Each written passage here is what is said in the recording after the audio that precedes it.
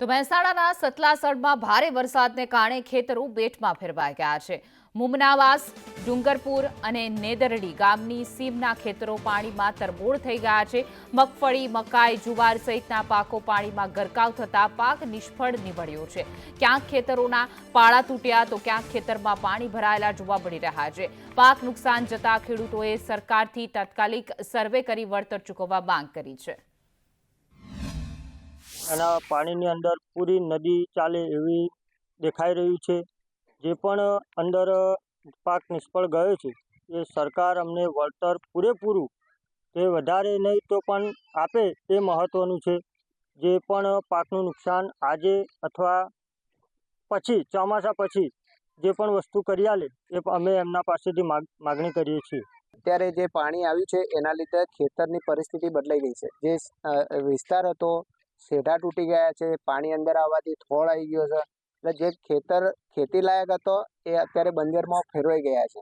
અને ખેડૂતોને અત્યારે એટલી પારાવાર મુશ્કેલી છે કે ઉનાળુ પાક નિષ્ફળ જવાથી ઘાસ મળવાનું નથી અને ચોમાસું પાક પણ નિષ્ફળ ગયો છે। એટલે ફરીથી આ સિઝન પૂરી થશે ત્યારે પશુઓ માટે પણ શું વ્યવસ્થા કરવી એ ખેડૂતો માટે એક પ્રાણ પ્રશ્ન હશે।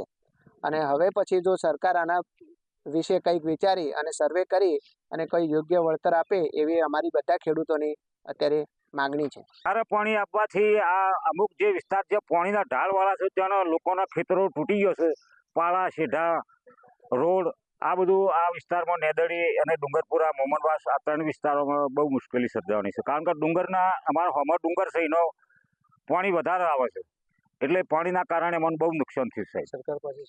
સરકાર પાસે અમારી એવી અપેક્ષા છે કે આનું સર્વે થાય અને યોગ્ય વળતર અમને મળે। સતલાસણા તાલુકાની અંદર ગત મોડી રાતથી બપોર સુધીમાં 8 ઇંચ જેટલો વરસાદ ખાબક્યો હતો, જેને લઈને ખેતરો જળબંબાકાર જેવી સ્થિતિ સર્જાઈ હતી। આપણે દ્રશ્યો પણ બતાવીશું કે મોમનવાસ, નેદડી જે વિસ્તાર છે ત્યાં આપણે સંદેશ ન્યૂઝની ટીમ પહોંચી છે। ત્યાં જે મગફળીના પાકોના ખેતરો હતા તે અત્યારે બેટમાં ફેરવાયા હોય તેવા દ્રશ્યો આપણે જોવા મળી રહ્યા છે। આપણે દ્રશ્યોમાં પણ બતાવીશું કે હાલમાં તમામ જગ્યાએ પાણી ભરાયેલા જોવા મળી રહ્યા છે। ત્યારે તેની સાથે સાથે આ પાણી ડુંગર ઉપરથી આવ્યા હતા અને આ ડુંગરના કારણે આ ખેડૂતોને રાતા પાણીએ રોવાનો વારો હોય છે। સાથે સાથે અહીંયા રોડ રસ્તાઓ પણ ધોવાયા હતા અને આ રસ્તાઓ પણ તૂટી જવા પામ્યા છે। ત્યારે આ રસ્તાઓ તૂટી જતા ખેતરોમાં પણ ભારે નુકસાન થવા પામ્યું છે। આપણે દ્રશ્યોમાં પણ બતાવીશું કે લોકોના જે ખેતર હતા તે રોડ રસ્તાઓ તૂટી જવાથી થળાઈ જવા પામ્યા છે, જેને લઈને મગફળી સહિતના જે પાકો હતા તેને પારાવાર નુકસાનીનો સામનો કરવો પડી રહ્યો છે।